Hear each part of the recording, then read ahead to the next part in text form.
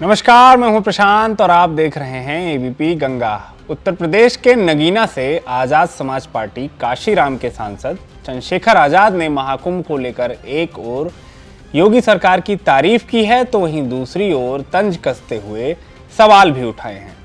Social media site x पर सांसद ने कहा कि सरकार के पास इतनी शक्ति होती है कि जब सरकार ठान लेती है तो असंभव कार्य भी संभव हो जाता है।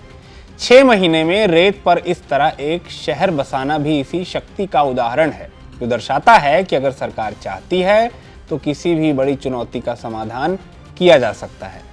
आजाद ने सरकार की प्राथमिकताओं पर सवाल उठाते हुए कहा कि लेकिन जब बात आती है देश के गरीब, किसान, मजदूर, पिछड़े, दलित, आदिवासी और महिलाओं के अधिकारों और सुरक्षा की, तो सवाल उठता है कि यदि इन आयोजनों को इतने बड़े पैमाने पर अंजाम दिया जा सकता है तो शिक्षा, चिकित्सा, महिलाओं की सुरक्षा, रोजगार और बच्चों के भविष्य के लिए क्यों नहीं इस तरह की इच्छा शक्ति दिखाई जा रही है।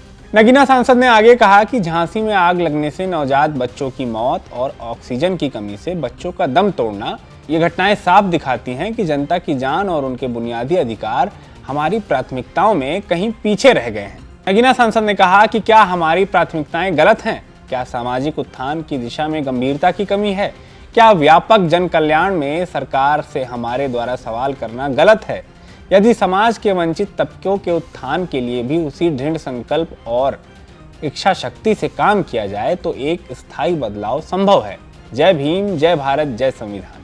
हालांकि इसके पहले चंद्रशेखर महाकुंभ को लेकर अपने बयानों से सियासी हंगामा बरपा चुके हैं। 9 जनवरी को सहारनपुर में जब उनसे महाकुंभ की तैयारियों को लेकर सवाल हुआ था तो उन्होंने कहा था कि कुंभ मेले में वही लोग जाएंगे जिन्होंने पाप किए हैं। क्या कोई ये बताता है कि किस किस ने पाप किए हैं? जिस काम को सरकार से कोई और सवाल आप पूछोगे, रोजगार को लेके, बुनियादी सुविधाओं को लेके, लोगों के मकान के लेके, रोटी कपड़ा के लेके, सरकार पर जवाब नहीं। सरकार कहती है एक दिन में कुछ नहीं होता, लेकिन हमने देखा कि 6 महीने में रेत पे एक बहुत बड़ा शहर बनते हम लोगों ने देखा। जब सरकार करने पे आती सब कुछ हो जाता है। तो जिस विचारधारा की सरकार अपना काम कर रही है, जब सरकार इतना अच्छा काम कर रही है, हम उसमें क्या कहें। महाकुंभ की जोरदार तैयारियों के बीच इस बयान पर सियासी घमासान मचना तय था। बीजेपी के साथ साथ साधु संत भी चंद्रशेखर पर भड़क गए, लेकिन चंद्रशेखर पर इन हमलों का कोई फर्क नहीं पड़ा। उन्होंने जवाबी फायर में एक और बयान देकर पलटवार कर दिया। नहीं, मैंने कहा कि जिन्होंने पाप किए हैं, मैं यहाँ जहाँ रहता हूँ उससे 50-60 किलोमीटर पे हरिद्वार है, और हम बचपन से ये सुनते आए हिंदू धर्म के धार्मिक गुरुओं से कि गंगा जी में जाके अपने पाप धो और पापों से मुक्ति ले लो। ना मैंने पाप किए, मैं तो अपने हक वंचित समाज को उनके पैरों पर खड़ा करने के लिए, उनके साथ जो जुल्म हो रहा है उसको रोकने के लिए काम कर रहा हूँ। तो मुझे पाप धोने की जरूरत नहीं है। और रही बात, हमारी पार्टी का स्टैंड स्पष्ट है। जिन संतों, गुरुओं, महान पुरुषों के रास्ते पे, विचारधारा पे हम लोग चलते हैं। हम पाप और पुण्य में बहुत भरोसा भी नहीं करते, हम तो कर्म में भरोसा करते हैं। तो जिसको परेशानी हो वो, जिसकी पार्टी का एजेंडा नहाने धोने का है, जिस पार्टी का एजेंडा जो है धार्मिक एंगल का, उनको परेशानी होती है तो मुझे इससे कोई फर्क नहीं पड़ता।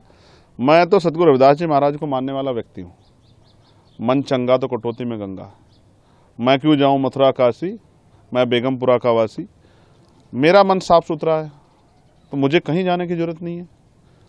मेरा मन इस देश के प्रति, इस देश के लोगों के प्रति, गरीबों के प्रति, किसानों के, कमजोरों के, हर व्यक्ति के सम्मान के लिए और उनकी परेशानियों को हल करने के लिए।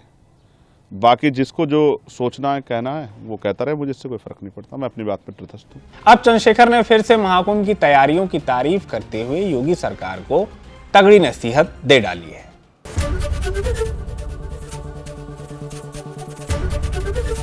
एबीपी गंगा, खबर आपकी, जुबान आपकी।